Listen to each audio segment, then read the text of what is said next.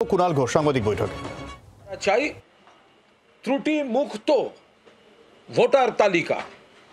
আবার পাশাপাশি আমরা বাংলার মানুষকে বলবো, দয়া করে এটা গুরুত্ব দিয়ে শুনবেন, পাশাপাশি আমরা বাংলার মানুষকে বলবো যে আমরা জানি আপনারা বিজেপির ওপর বিরক্ত, আমরা জানি এর মধ্যে চক্রান্ত বা হয়রানি বা বাদ দেওয়ার চেষ্টা থাকলেও থাকতে পারে, কিন্তু যদি কারুর কোথাও কোনো সমস্যা বলে মনে হয়, কেউ কোনো রকম আইন বহির্ভূত বিজেপির প্ররোচনায় পা দেবেন না।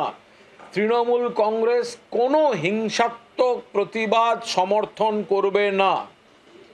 যদি কাউকে কোথাও বাদ দেওয়ার চেষ্টা হয়, যদি দেখা যায় মানুষকে হয়রান করা হচ্ছে, সেক্ষেত্রে সাংবিধানিকভাবে আইনের সাহায্য নিয়ে যথাযথভাবে প্রতিবাদ হবে।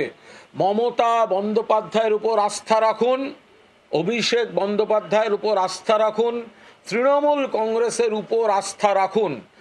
যদি অনুভব করেন যে আপনি বাদ যাচ্ছেন বা আপনি হয়রানির মুখে পড়ছেন, কারুর কোনো প্ররোচনায় পা দেবেন না, এমন কোনো পদক্ষেপ নেবেন না মাথা গরম করে যাতে অন্য কোনো সমস্যা তৈরি হয়।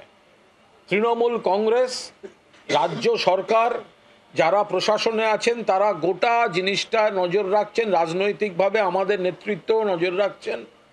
ফলে কারুর কোনো সমস্যা হলে আপনি নিশ্চিত থাকুন তৃণমূল কংগ্রেস পাশে থাকবে আইনিভাবে। দেখলেন তো 100 দিনের টাকা দেয়নি, মমতা বন্দ্যোপাধ্যায় ধর্ণা দিয়েছেন, মমতা বন্দ্যোপাধ্যায় চিঠি লিখেছেন, অভিষেক বন্দ্যোপাধ্যায়ের নেতৃত্বে দিল্লিতে ধর্ণা হয়েছে, গোটা তৃণমূল কংগ্রেস পথে নেমেছে, বিজেপি তবু দেয়নি। হাইকোর্ট নির্দেশ দিয়েছে দিতে, দেয়নি। সুপ্রিম কোর্টে গেছিল, আজকে সুপ্রিম কোর্টও বলে দিয়েছে 100 দিনের টাকা দিতে হবে। অর্থাৎ এসআইআর এর ক্ষেত্রেও আমরা বলছি, আমরা কিন্তু আইনি পথে যদি কোনো অন্যায় অবিচার কারুর উপর হয়, কেউ কোনো রকম প্ররোচনায় পা দিয়ে কোনো এলাকায় এমন কোনো কাজ করবেন না যাতে বিজেপির রাজনৈতিক প্রচারের হাত শক্তিশালী হয়। মমতা বন্দ্যোপাধ্যায় মাথার উপর আছেন, অভিষেক বন্দ্যোপাধ্যায় পাশে আছেন, গোটা তৃণমূল কংগ্রেস আপনার সঙ্গে আছে। ফলে আমরা আজ জাতীয় নির্বাচন কমিশনের মুখ্য নির্বাচন কমিশনারের যে বক্তব্য শুনেছি, তার অনেকটা কিছু আরও আলোচনা, আরও খতিয়ে দেখার যে অবকাশ আছে, সেগুলো আমাদের নেতৃত্ব আইনসম্মত সমস্ত দিক দেখে সেগুলো খতিয়ে দেখছেন। এটা দেখতে গিয়ে যদি পরবর্তীকালে যা দেখা যাবে, সেগুলো আমাদের সরকার, আমাদের প্রশাসন, আমাদের মুখ্যমন্ত্রী, আমাদের দলনেতা, গোটা তৃণমূল কংগ্রেস এটা খতিয়ে দেখবে। আমরা পরিষ্কার বলছি যে এসআইআরে একজন জেনুইন ভোটারকে আমরা বাদ যেতে দেব না। ভুয়ো ভোটার অন্য রাজ্য থেকে বিজেপি ঢুকিয়েছিল, ওনারা ঢুকিয়েছিলেন, মমতা বন্দ্যোপাধ্যায় প্রতিবাদ করায় সেগুলো বাদ হয়েছে। আর বিজেপি যে ধারণাটা ছড়াচ্ছে, বিরোধী দলনেতা বা বিজেপির কোনো নেতা বলছেন এত বাদ যাবে, এই হবে ওই হবে, আমরা পরিষ্কার বলছি ওরা বিভ্রান্তি তৈরি করছে।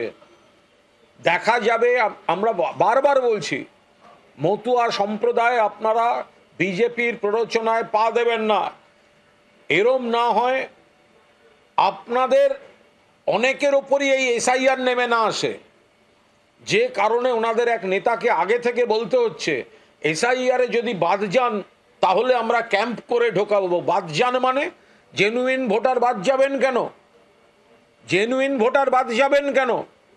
ওরা যে বলছে 1 লাখ ভোটার বাদ যাবে, আমরা ভোটে জিতে যাব, লিখে রেখে দিন।